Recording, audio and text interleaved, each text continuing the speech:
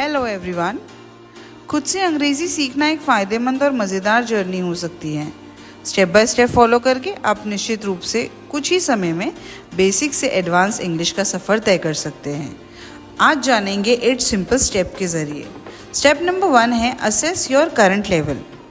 इससे पहले कि आप कोई बुक खोलें, कोई कोर्स शुरू करें, यहाँ तक कि अंग्रेज़ी सीखने के लिए कोई टीवी शो देखें, आपको ये जानना होगा कि आप कहाँ से शुरू कर रहे हैं। ये आपको एक स्ट्रॉन्ग प्लान बनाने में मदद करता है। नंबर 1 है आप ये देखिए, क्या आप स्पीकिंग यानी बोलने में कमज़ोर हैं या रीडिंग पढ़ने में कमज़ोर हैं। इसके अलावा है राइटिंग लिखने में कमज़ोर हैं या लिसनिंग सुनने समझने में कमज़ोर हैं। यदि इस 4 एरिया के एनालाइज करने के बाद आप बेहतरीन तरीके से सीखने की शुरुआत कर सकते हैं।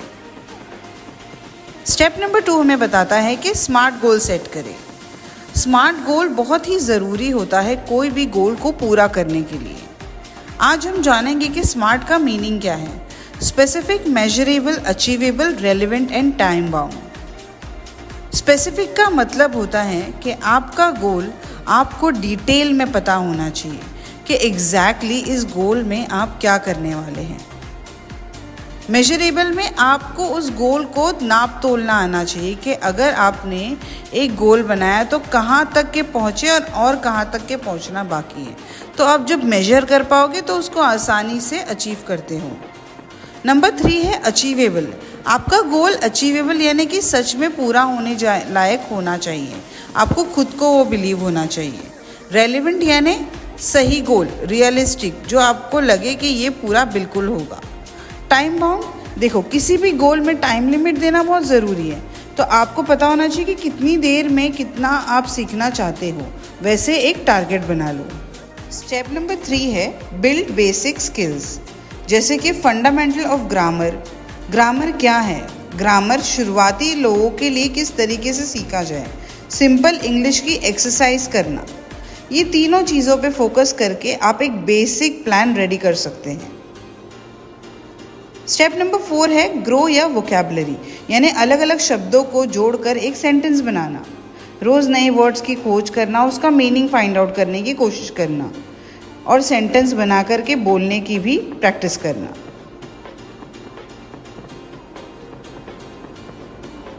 अगला स्टेप आता है step number 5, listen to recordings of English conversation, यानी कि आप ऐसे वीडियोस देखिए, ऐसे पॉडकास्ट देखिए जो इंग्लिश में हैं, या फिर ऐसे वीडियोस जो इंग्लिश में नहीं लेकिन उनके सबटाइटल्स इंग्लिश में हैं।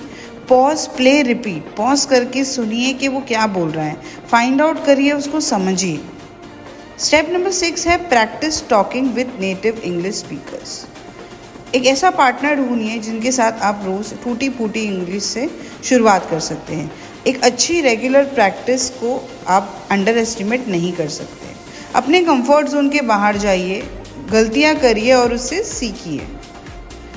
स्टेप नंबर 7 है लर्न मोर एडवांस ग्रामर। जब ये बेसिक सारे लेवल कंप्लीट हो जाए तो आप एडवांस की तरफ बढ़िए, थोड़ा डिफ़िकल्ट ग्रामर को सीखिए।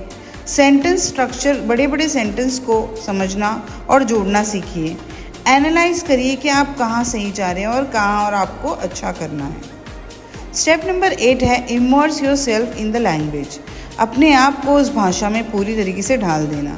टीवी शो देखना या बुक पढ़ना, प्रैक्टिस पार्टनर के साथ डेली प्रैक्टिस करना, ये आपको मदद करता है इंग्लिश को अच्छी तरीके से सीखने में। ऐसी और वीडियो के लिए प्लीज़ मेरे चैनल को सपोर्ट करिए, सब्सक्राइब करिए। Thank you so much.